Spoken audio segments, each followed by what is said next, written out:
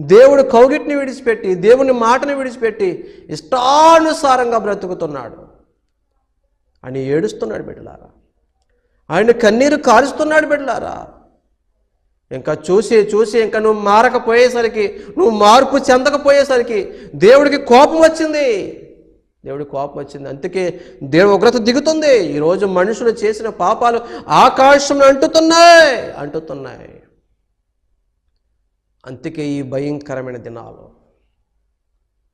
కళ్ళు తెరుచుకో, బుద్ధి మార్చుకో. యవ్వన కాలంలో నరుడు కాడి మోయిట మేలు అని చెప్తుంటే నువ్వు దేవుడు కాడి మోస్తున్నావా? దేవుడి కోసం బ్రతుకుతున్నావా? నీకు ఇచ్చిన యవ్వన బలాన్ని ఏం చేస్తున్నావు? విందులకి, విలాసాలకి, షికారులకి,